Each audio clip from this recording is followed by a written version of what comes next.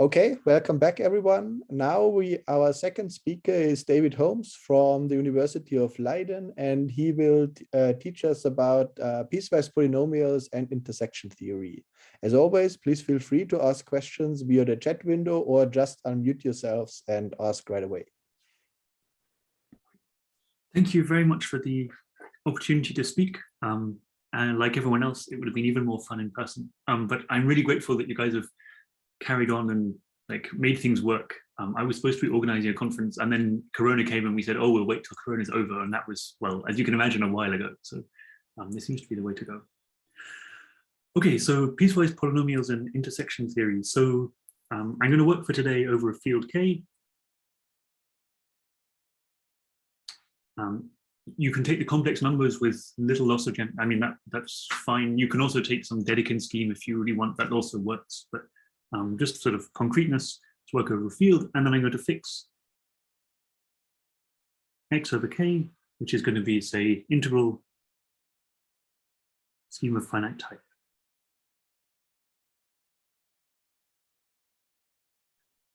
Or a projective, quasi-projective variety, or a locally finite type Artin stack is also fine. So again, you can pick your own generality. You may have to modify the definition slightly. And the idea is that, so instead of studying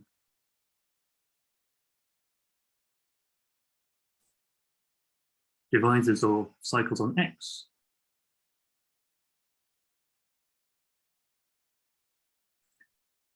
we consider them on all birational models of X simultaneously.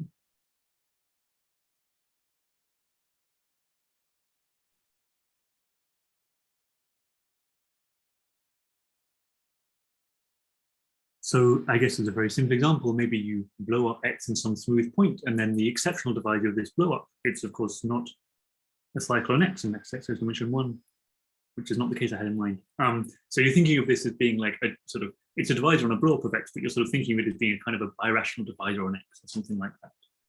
And then you can try to intersect these things and define some kind of functoriality and push forward and pull. You can try to sort of rebuild intersection theory, but in this sort of birational setting.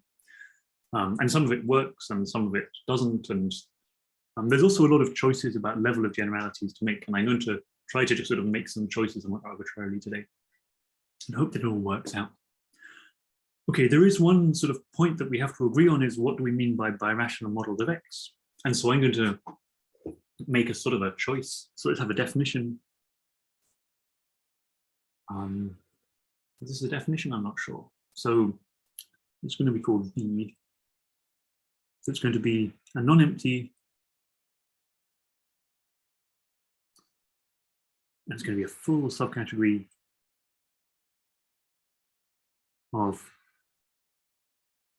schemes of varieties over X. So in other words, the morphisms are just the morphisms over X, such that, and these are going to be my birational models, so I'd better have that they're birational. So if B from X tilde, it's always called pi, sorry, I'm going to call it pi, is in B, then pi is, say, proper and birational.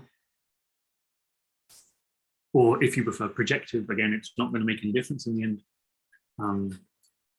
And I'm also going to assume that this X tilde is smooth,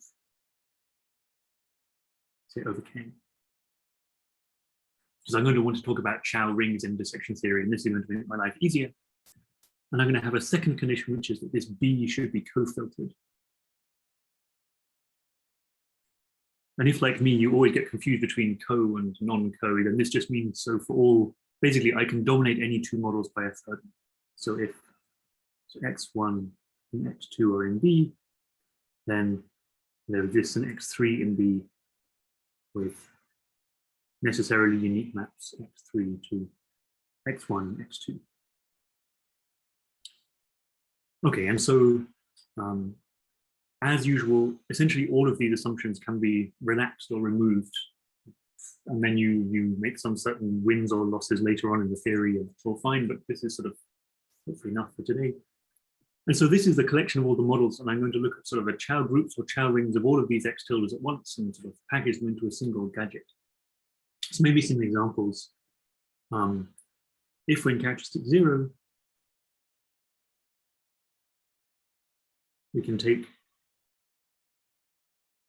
B to be just a sort of all, you know, the proper birationals at model of X.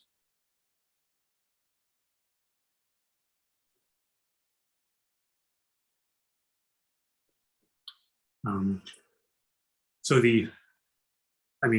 what I'm trying to say is that this co-filtered thing, so having a model dominating any other two, will be fine in characteristic zero by the resolution singularity. So you take sort of fiber product of x1 and x2, and then that might not be smooth, but then you can always dominate it by a smooth thing. If you're in a positive characteristic, this could go wrong in principle. So that's one option. Another option, which is actually going to be more relevant for today, is if my X is equipped with, well, a toric or toroidal or logarithmic structure, then I can take B to be the set of all, well, I guess I want to say toroidal, toric, toroidal, or log, blowups and modifications.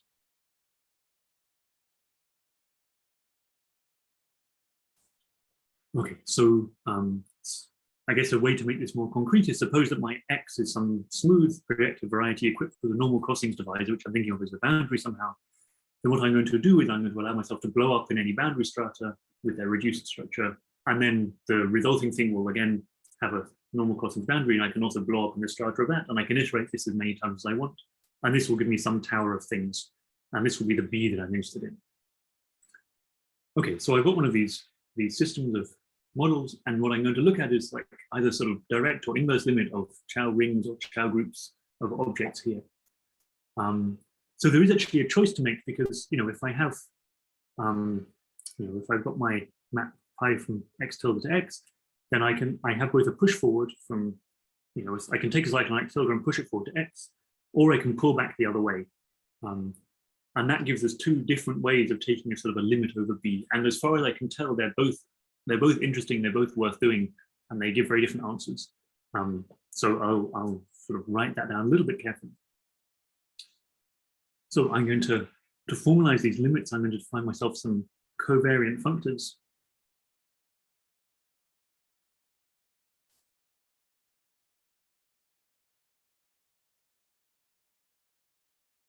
I'm somehow a believer that all functors are covariant, and the symbol op can be useful. So this is pi upper star. This goes from the op to Q algebras.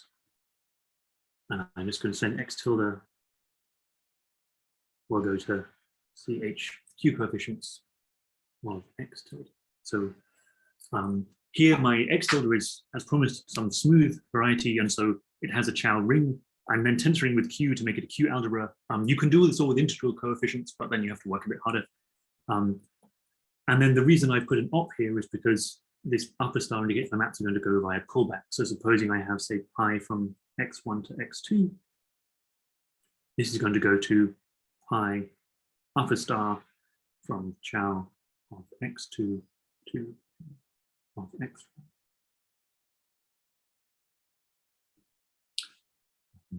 And then because B was co-filtered, this is going to be filtered, and we're going to take the co-limit over this filtered thing, so that's going to be very nice. So that's one of my functors.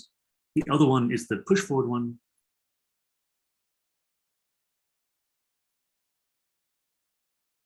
But now, push forward is not a ring homomorphism, unless you're, well, going on the identity or something silly.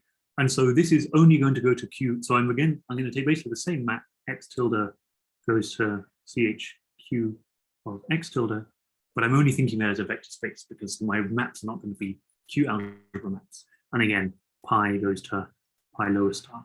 I'm sort of being a bit lazy here when I'm just copying this thing. It doesn't change the direction of the arrows. And then with these two functors in hand, I'm going to make a definition. So the B or Chow ring is the direct, well, CH ring of B which is the direct limit of this upper star thing, and then the B Chow group is just the other one. Okay, so this is all, if you like limits and colimits, this is very efficient, but if you don't, then this is perhaps somewhat mysterious. So let me make this much more concrete. So basically, the first one up here, we're just taking the disjoint union of all of the Chow rings of all the blowups of X, or all the objects in B, and then we're considering two cycles of them to be equivalent if they become equal in some further blowup. So concretely,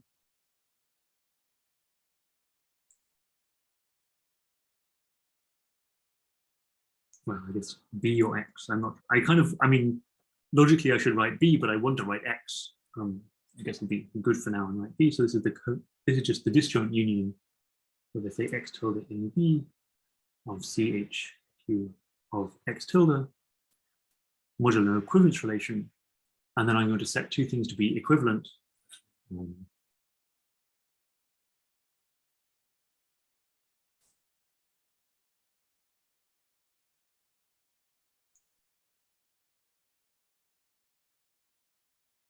If they become equivalent on some model dominating both.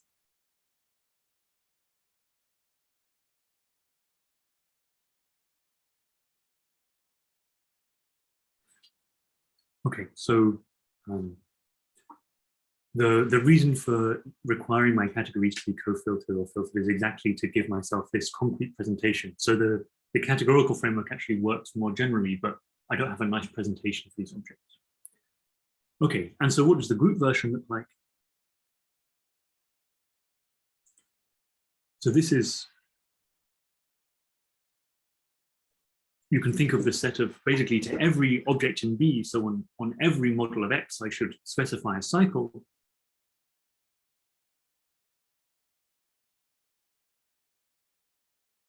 And my requirement is that for all, say, pi x2, pi lower star of A1 equals A2. So it's just a collection of cycles on every model of X compatible under push forwards. Okay, so these are the two things that I can do. And somehow, maybe you're already getting the feeling that the ring thing is smaller than the group thing. So if I have an element of this ring, this Chow ring thing, then it's always going to be representable by some cycle on some concrete blowup of X.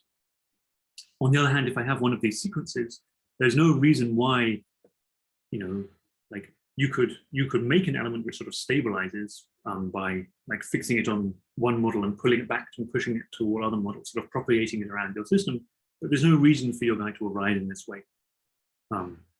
So somehow this group thing is a lot bigger potentially. I guess I can make this a little bit more formal. We have natural injective maps.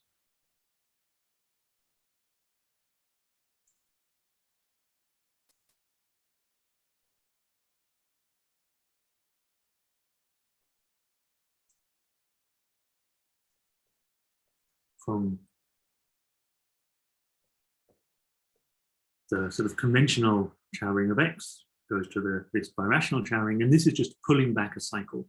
So, well, it's even simpler than that, right? Like this is realize that, well, okay, sorry, I should be a little bit careful. Here I'm assuming X is smooth.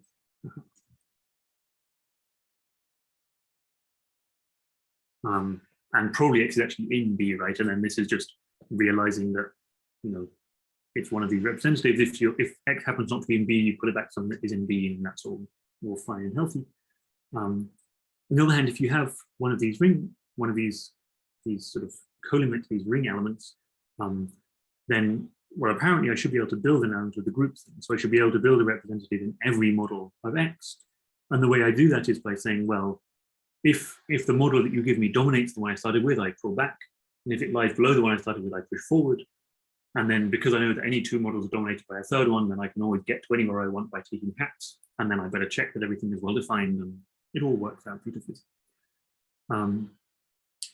So we have the usual Chow ring of X. We have this rather bigger thing, which allows me cycles and all blowups, and then I have this sort of even bigger thing where somehow I'm allowed to take limits of cycles. If you're in a sort of a nice case, say X is some toric variety or whatever, then this thing is going to be finite dimensional. This is going to be countably infinite dimensional. And this third one will be generally of uncountably infinite dimension, to give you a bit of an idea of the difference in scale of these metrics. So one can sit down and develop sort of intersection theory for these gadgets. For example, you can define various functorialities, sort of push forwards and pullbacks. And again, you better hope that your definition, your choices of these systems of acceptable blowups would somehow compatible with the various maps you have. The log or the toroidal or tropical toric setup seems to work particularly nicely. The fact that the base change of log blow-up is again a log blow-up is sort of a very handy thing. There's a little bit of dishonesty about whether things are actually birational, but I'm not going to worry about that too much. And then, as you'd expect, you can do filtrations by codimension and dimension and all of these things. So it's all good and happy. Maybe a better question is why we should do this. One kind of pen. Of course, it is amusing to define, if you don't understand Chow groups, then make something bigger that you don't understand. This is sort of a standard procedure. It's supposed to tell you about something that you cared about in the first place. And so there's a couple of applications that I want to talk about to some extent today. What I really want to talk about is how to write down elements of these rings. So I've given you almost nothing in the way of examples, which I feel a little bit bad about, but somehow the purpose of this talk is like writing down elements here isn't super easy. Like to some extent, well, you can write, if you can write down an element here, then you've written down an element of each of these. So congratulations, but that's not very exciting. If I want to write down a new element here, well, that's actually kind of okay. All I have to do is to specify some blow up of X and a cycle on that blow up. What's then a little bit annoying is understanding when two things are equal. Like, okay, we have a sort of a definition of this. We can look for a model dominating both and check for equality, but it's not very, it's not very nice, like writing things down as random equivalence path representatives. And writing down interesting representatives of this guy is really quite a tricky thing to do. So what I'm going to spend quite a bit of today's talk discussing is nice ways to represent elements here. And I will eventually, I have a saved program and can show you pretty pictures and things in a little while.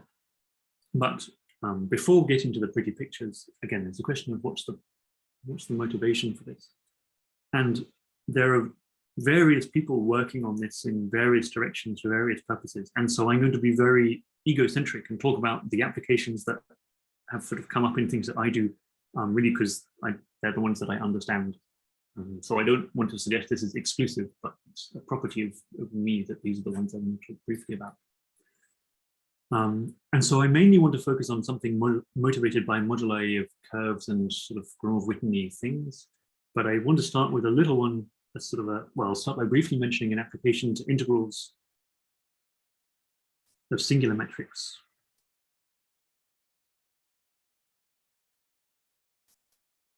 So this is a joint project with Jose Burgos and Ana Maria Botero and Robin de Jong, and I believe Anna is probably in the audience, and so if I say something wrong, Anna will hopefully correct me. And if you have any difficult questions, then I would ask that you direct them to Anna, because she's much better at this side of things than me. I will try to describe the idea approximately, and then Anna can field the nasty questions. So here, K is the complex numbers, and X is smooth projective, and B is just all smooth proper models of X.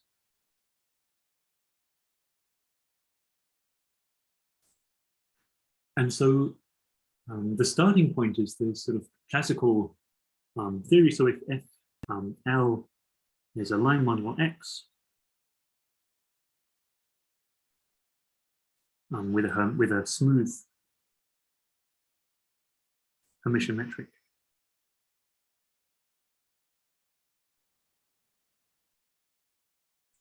H, then there's this lovely formula that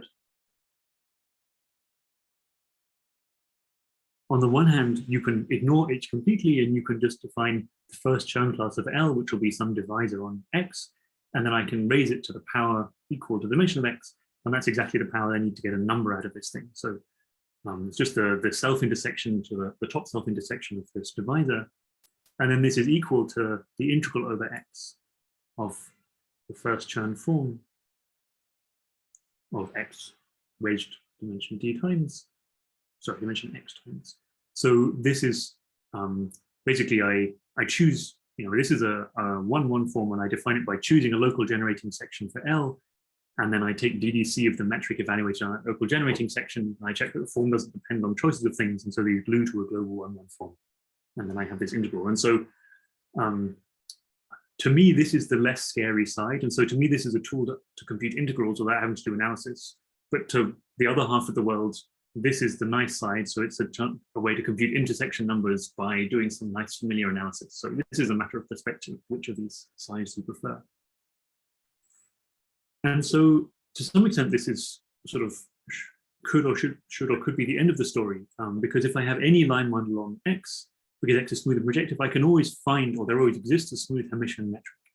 Essentially, I can write L as a difference of amples and pull back the Frobenius-Study metric from projective space, and then I'm done here. But there's a sort of somehow an issue in practice, which is that for an interesting class of X's comes from, say, moduli of abelian varieties or pure or Shimura varieties or whatever, and those come with natural tautological line bundles, and those also come with natural metrics. And the problem is that those metrics often aren't smooth. So it'll be hermitian metrics, but they'll have some singularities. And so Mumford extended this whole theory from smooth metrics to what he called good metrics. So I'm not going to attempt to write the definition of good on the board. This is also another board on the iPad. So Mumford extended from smooth to good metrics. And these good metrics are the ones that naturally arise on pure Shimura varieties.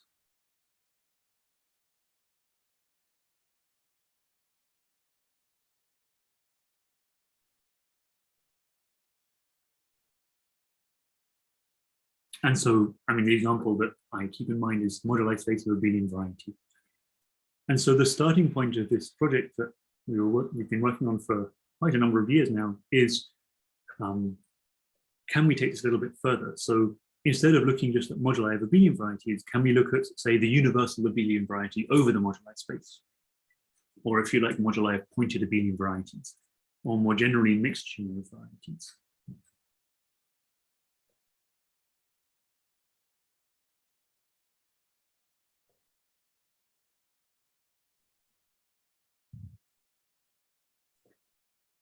And so in some sense, this is not encouraging to start with, because so the metrics are not smooth and they're also not good in this formal sense here. And yeah, they have singularities. And this formula, well, on the one hand, there's an issue of actually making sense of, well, the left-hand side doesn't make sense, that's fine. Making sense of the right-hand side is kind of scary because these are maybe very singular metrics.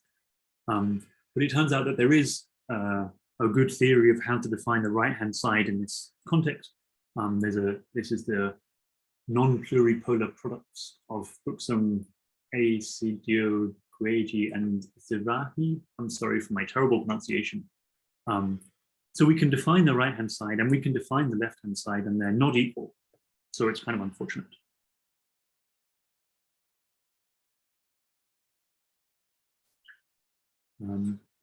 But somehow the philosophy that we have approached this with is the idea that this is, so the right-hand side is this non-pluripolar product, that's all fine, but the left-hand side, one shouldn't really think of this as being, one shouldn't take this to be a divisor on X, but rather one should take it to be one of these B divisors, these birational divisors. So really I want to take some sort of enhanced version of the first Chern class of L, which lives in this limit of all Chow groups of all blowups of X. And so maybe that sounds nice, maybe that sounds foolish, I'm not sure. It turns out that you can do this. So we can lift C1 of L to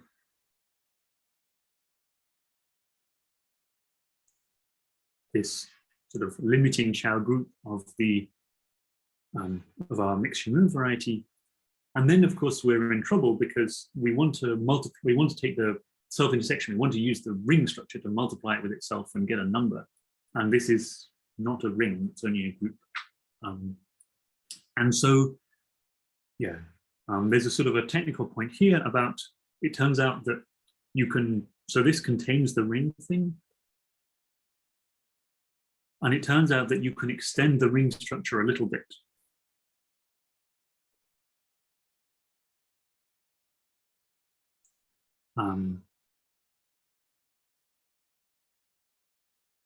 So if you're one of these limiting divisors, a priori you don't have any sort of multiplication, but it turns out if you're in the Neff case for a nice enough notion of Neff, then you still have an intersection product. So this is really work of Dan and Favre.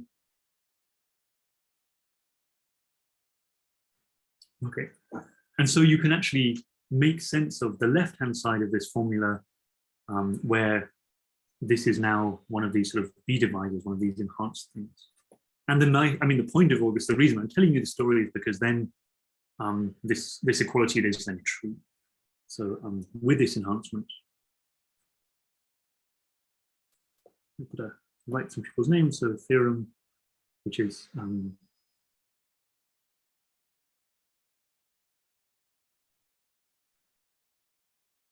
joined with Anna in the audience here and Jose Burgos and myself and Robin de Jong, is that with this enhancement,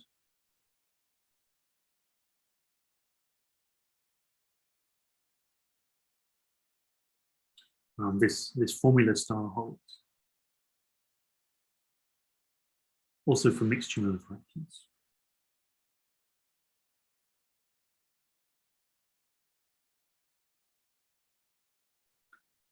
Okay, and so maybe one could, well, it's kind of questionable to what extent is this an application of this theory of B dividers and B cycles. I mean, somehow the left-hand side of the equality is something that maybe you're only interested in if you're interested in these birational cycles already.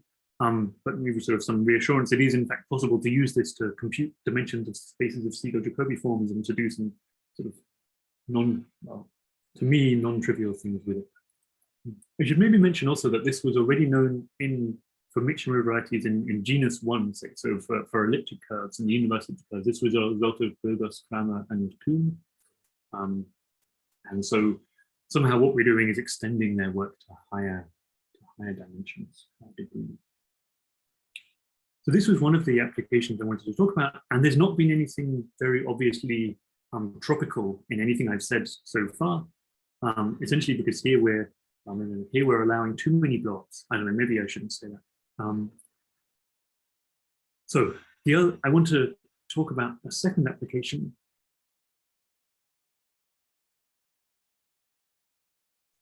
And this is to cycles on moduli of curves.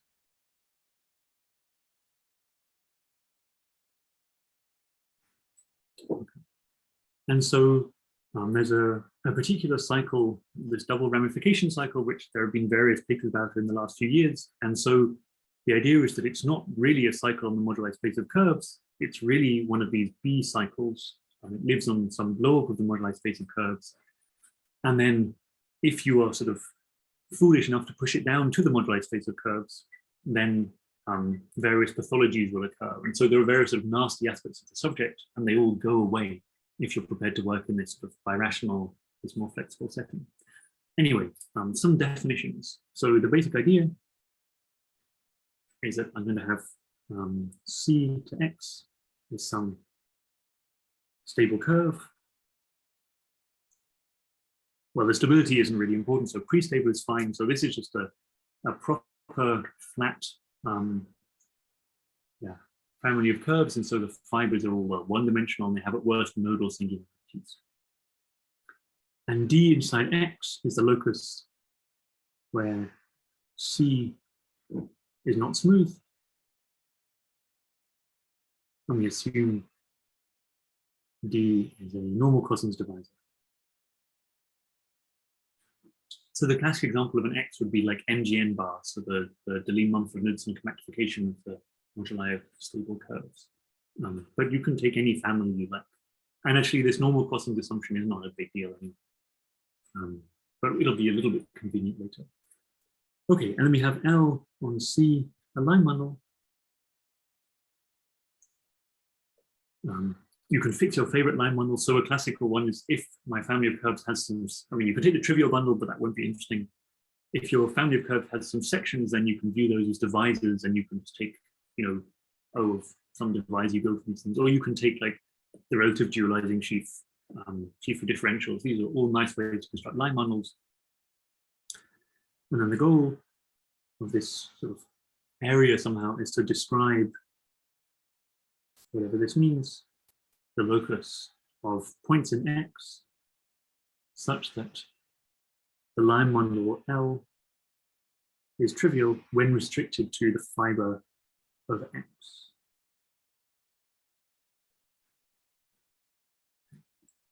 So, well, as I said, so that was why I said if L is the trivial bundle, this is not particularly interesting because this will be everything. Though there is a virtual fundamental class business that makes it interesting. But basically, you're looking at sort of, you know, supposing that, let's have a little picture.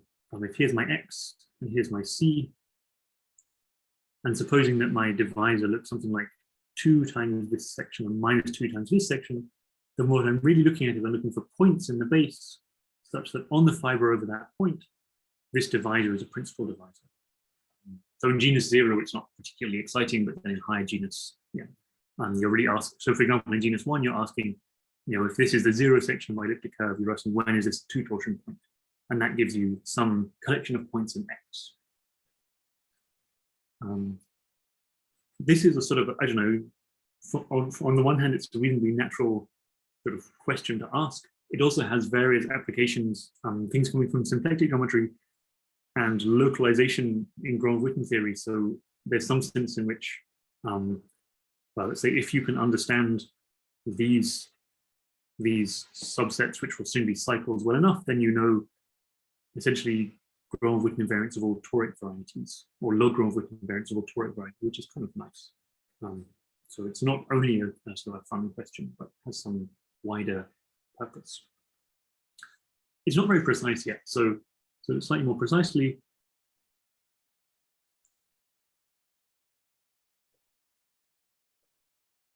I'm going to define dr of L is, sorry, the virtual fundamental class of this locus.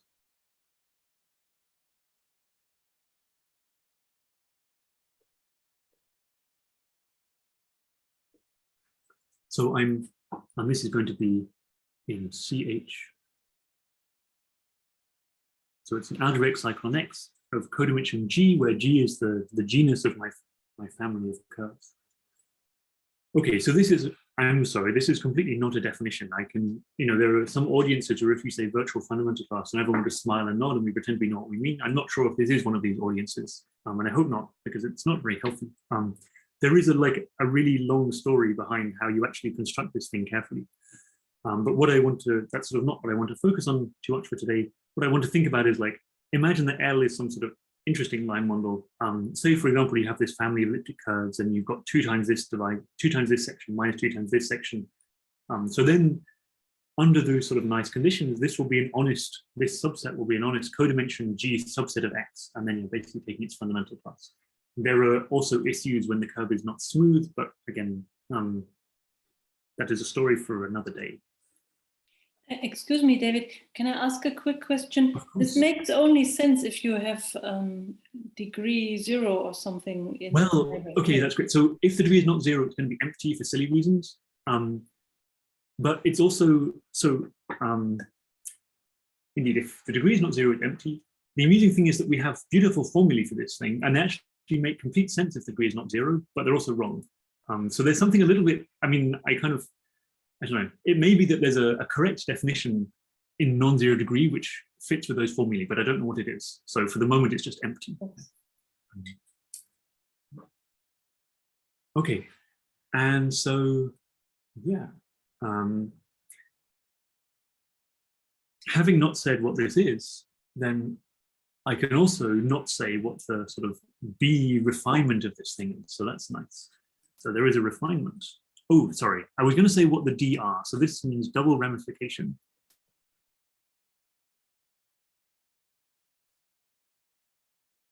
And so the idea, sort of the place where this language came from is because if you imagine looking at your curve up here, then what you're really looking for, you're looking for a map from this fiber to P1 such that the ramification over 0 is given by 2 times this point, and the ramification over infinity is given by 2 times this point. So essentially you're looking at moduli of maps to P1 where you specify the ramification profile over 0 and infinity. And so double because it's over 0 and infinity, 2 points. Lovely. But the definitions have drifted a little bit from that original setup. And so my claim is that this is the wrong object to study.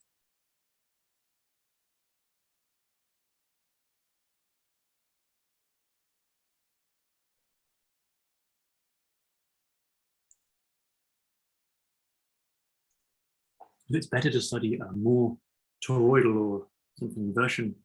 And so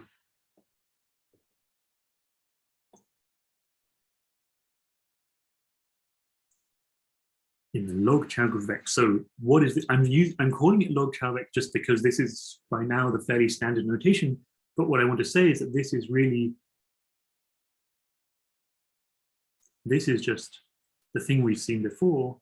So it's the ring version. It's sort of the nice version where every element of it, sorry, really has an honest representative on some log of X, where B is the set of all, say, toroidal, or if you like, log blowups of X.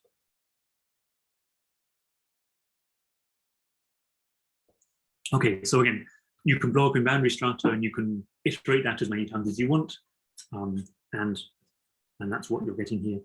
If people are worried about the fact that not every proper birational map is a blow-up, remember that we're only interested in the sort of limiting behavior, and you can always dominate by blow-ups. So there's nothing harmful happening here.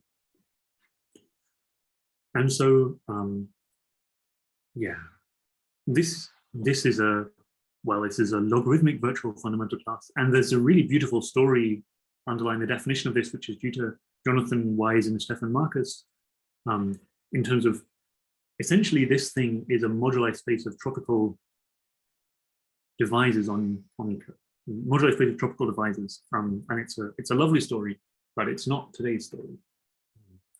But yeah, this is somehow the guy that I'm particularly interested in from now on. This is going to play a nice role. And so, but lots of people are writing papers about this one, like this Yanden, Pixton, Pandra-Pandas, Vonkin, IHES paper. So if I'm going to claim that it's the wrong thing to study, I should give you some evidence for this, otherwise it's a little bit unreasonable. And so that's what's next. So what's wrong with DR? Many things are wrong, but one of them is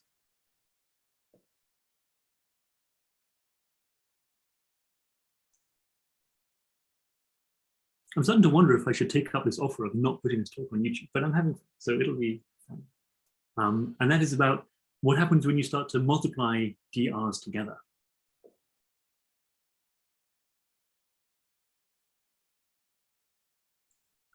So this is joint work with Johannes Schmidt and Aaron Pixton. And so the starting point is the following. So what happens if you look at dr of L, L1 tends, intersect dr of L2. So this is, again, let us sort of think in this naive way, this is going to be the locus of points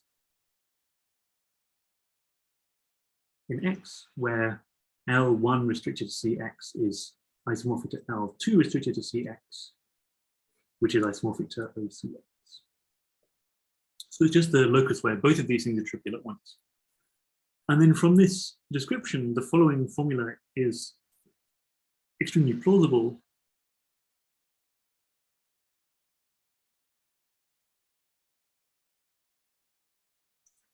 So here I've just put L1 tends to L2, and here I've put L2 again. So in other words, you know, if L1 and L2 are both trivial, then it's also true that L1 tensor L2 is trivial and L2 is trivial. And conversely, if these are both trivial, then you test with the dual of the thing. And so this is the formula that you'd like to be true. What I've done here is to justify it on a sort of naive set theoretic level. And the reason for that is that it's just not true more generally. So you can compute these things in small genus. This is one of Johannes's many superpowers, which is that he can just like write these things. You tell him these classes, and he sits there with Sage for 5 minutes and is like, no, they're not equal. This is the difference. So yeah, they're not the same thing. And you know, this looks a little bit ad hoc, but more generally, you can.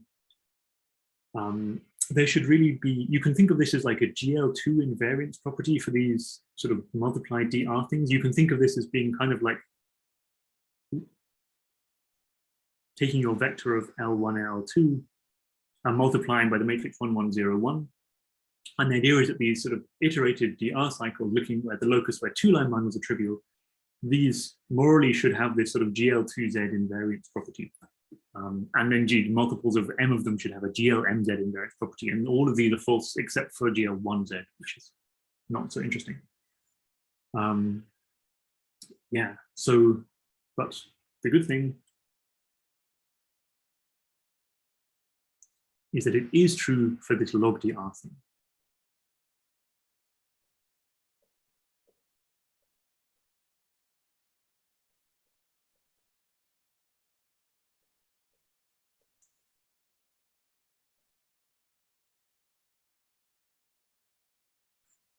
And actually, the proof of this is incredibly simple in the end.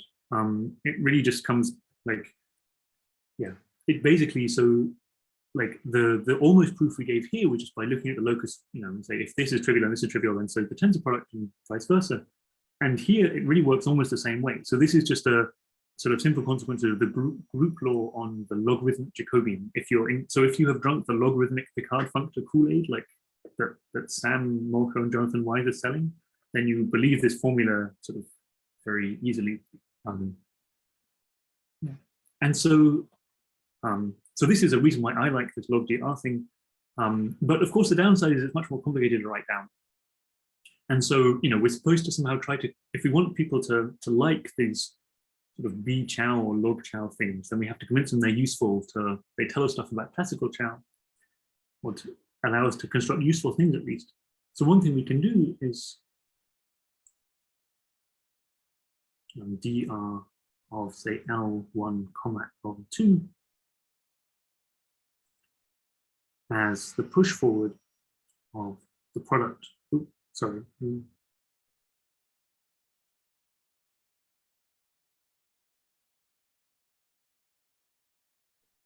So this is now just a classical cycle on the moduli space of curves. And this is now a family of cycles which somehow extend the dr cycles, and they have these GL2Z invariance properties. So this is kind of a, and then there's some lovely work by Paolo Rossi and Anton Burjak, where they use things like this to build cohomological or almost cohomological field theories, or cohomological field theories in compact type, which is rather wonderful. Okay, so all well and good. Oh, I've got 17 minutes left. I'm halfway through. This is going fantastically well. So I'm going to, oh, it's going terribly actually, because I haven't started talking about the things that I wanted to say yet. So I'll get on with it. So there are various questions about these things. So for example, there was a question floating around for a while about whether this is a tautological class. So this is a class on the moduli space of curves, and the idea is that some classes on MG bar are better than others, and the ones that we like we call tautological. And you can ask if this lies in the tautological ones. And what you realize is that we have kind of no way of writing these things down, these log, well, really any classes in this log Chow are really interesting classes. We can write them down in this very concrete way because they're representable, you know, you can represent them by a cycle on some blowup. And so you can write down a blowup.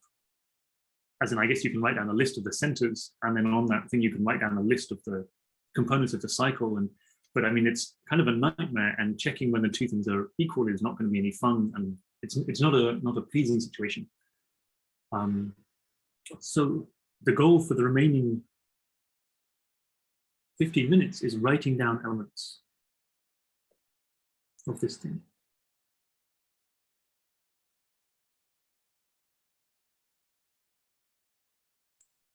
So I'm doing the log version or the toroidal version, if you like, because then at least we have some control over the blowups. If you're allowed to blow up anywhere, then, well, if you're working over the complex number, you could just pick any one of uncountable many points and blow up there. And so we can't, I don't know, we can't really describe like a random point in P2 or something. Whereas with this toroidal or logarithmic thing, at least you're only ever blowing up at smooth centers. And so this is sort of a more moderately controllable thing. And we're going to be motivated by the situation from toric geometry, where we have the fan of our, we have some toric variety. So F is a fan, so X is a toric variety. And the first thing is that we can write down cycles on X in terms of polynomial functions on the fan. So I was planning to write all this super carefully and precisely, but I am not going to. So we have a map. So this is due to, I think of it as being due to Brion and Payne, though various people have contributed various things to it.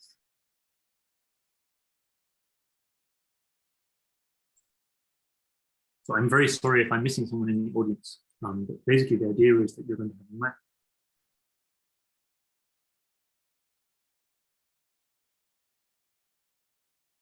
And this is going to be a surjection. And actually, we also need the kernel is what we want to do. So what is this thing? This is the polynomial. Let me put an F here, that's better. This is polynomial functions. Piecewise polynomials, right?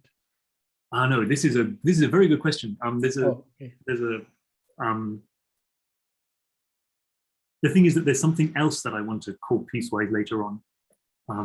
So what do I mean by, so indeed, so it's continuous functions on the fan, which are piecewise, which on each cone are given by a polynomial with rational coefficients. And the reason I'm not putting the word piecewise is because there isn't really any other reasonable definition of polynomial function on a fan. So I sort of feel safe to call this, I mean, and mainly because I want to call something else piecewise in a sec. And so, because I'm then interested in describing, so that gives me elements of Chow effects, but we haven't achieved anything. We wanted to do this sort of log Chow, this toroidal Chow thing.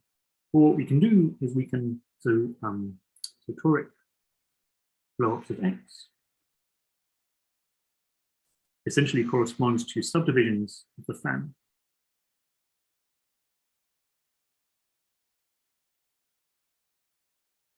And so we can sort of upgrade psi to a map. I'm going to again call psi.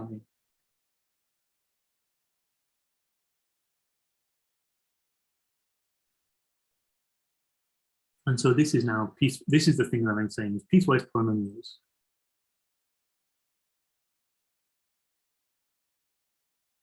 So in other words, they're continuous functions on the fan such that there exists a subdivision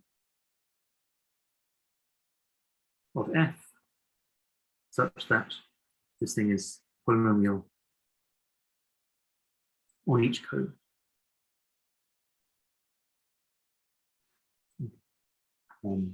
Sometimes I call these like strict piecewise polynomials. That's the, maybe that's better notation. Maybe, yeah, okay, I'll just do that. Yeah. And so, and this map is surjective, and again, the kernel is not so bad to describe. And so now this is great because like we can write down, we have a sort of an efficient way to write down any element here. I'm waving my hands a bit about this thing with the kernel because of course we can write down any element here just in terms of giving a list of blowups and giving a list of cycles. And you know, if this has a big confusing kernel, then we haven't gained anything. But the kernel here is really like very manageable. Okay, so that's great. So we can write down these elements in a pretty efficient way. Maybe a sort of a small example, examples are always good, would be something like if F is a fan of P2. And there's also a question in the chat. Is your X complete? That's a good question. I think I think if I just want this to be a surjection, then I probably don't care, but I'm not sure. So feel free to correct me, chat person. No, but it should be smooth. Yeah, sure. Sounds good. Yeah, so the thing is that indeed I'm here should be focusing on smooth blowups, and so I should be focusing on smooth subdivisions. But again, any subdivision I can refine to a smooth one, and I don't mind too much about that. So all is well. Great.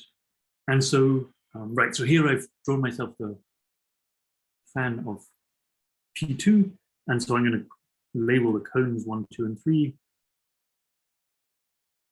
And the idea is that my function is going to be on cone 1, it's going to be minus the minimum of x and y. On cone 2, it's going to be 0, and on cone 3, it's again going to be 0. So this is a continuous function, and you just have to check that it sort of things match up along here, which is fine. And then this is going to correspond to some sort of log Chow or B Chow class. This corresponds to the class of the exceptional divisor of the blowup of P2 at 0, 0, 1. Okay, great. So this is all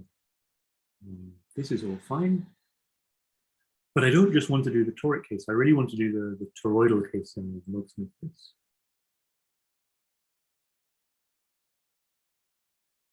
And so now I've got at least a few issues to think about, and some of them I will sweep under the carpet more aggressively than others. So one of them is that in the toroidal case, it's completely unreasonable to expect this to be a surjection. The classical, like whatever we end up defining this thing to be. So, in our toroidal variety, we've got some boundary divisor, it gives us some complex, this is all great. But then we cannot hope to see all Chow elements, even on X. I mean, we cannot even hope for this map to be surjective, right? Because supposing the boundary is empty, that's a perfectly legit toroidal variety. But, that doesn't imply, the Chow ring could be big and interesting and things. And so we cannot hope for surjection. But maybe that's not such a bad thing. So the way I tend to think of this is, I tend to think of, we're going to define some map like this, and I tend to think of its image as being kind of like the tautological ring. So it's some nice subring of accessible things that we understand well. And okay, not everything lies in there, but lots of things do, and so that's enough to be going on with.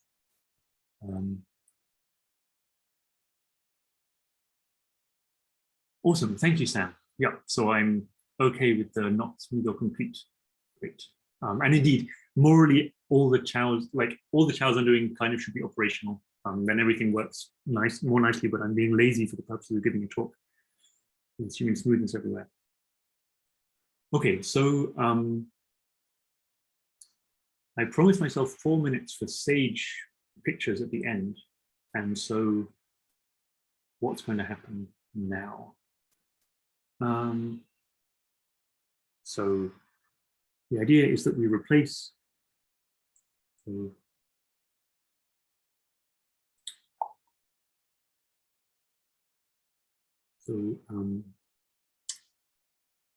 replace these functions on the fan by piecewise polynomial functions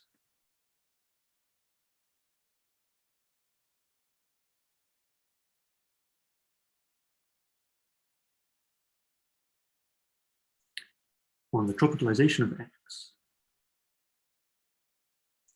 And so the fact that I only have 6 minutes left saves me from displaying what I mean by the tropicalisation, which is really good because I'm actually having a little bit of a fight with Sam. So Sam and I and a few other people are writing a paper about this, and we seem to have different definitions of tropicalisation. So the definition and the proof of the theorem are written in different languages. So we're going to have to settle this one day. But anyway, so I mean, people here who are much more expert in this than me on tropicalizations. So you fill in your favorite notion of tropicalization. So some sort of cone complex or a stack in a a cone stack is probably, yeah, cone stacks are the right thing to do, right? Or the Artin fan of X.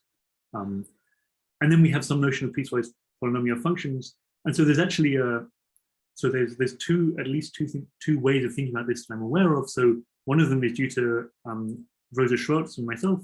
And so we sort of do this rather naively. We actually write down our piecewise polynomial functions just as sections of the symmetric algebra on the characteristic monoid on X. And then there's a sort of maybe nicer way, which is due to Molcho, Panda, and Schmidt, where these piecewise polynomials, they really think of as just being the Chow ring of the Artin fan. And so different ways to think about this, they all end up being equivalent under mild hypotheses. And so we get a non-surjective,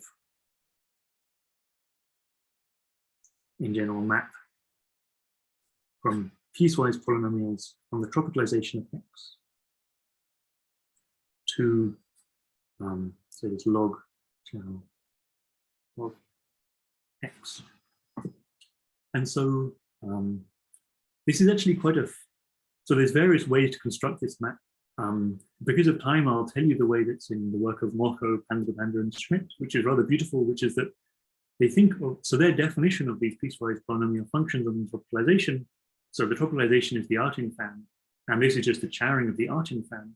But now you have a map from X to its Artin fan, and you have a pullback map on Chow, and that's just this map. So it's a very concise definition. Then, of course, you have to do some work to understand why the chowing of the Artin fan looks like piecewise polynomials.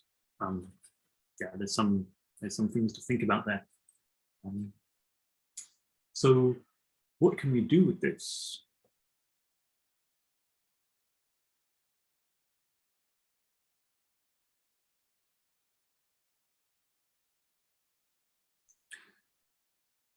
And so there's a couple of things, which is that these cycles,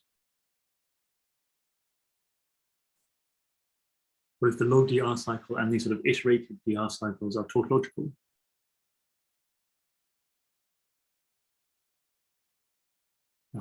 And so this one in particular is a question that you can care about without caring about any of these b-cycle stuff, pretty much. But you can prove it via this piecewise polynomial machinery. And there are two proofs of this, which came out at basically the same time, one due to myself with Rosa, and then the other with Sam Molcho and Drew Van Genethen.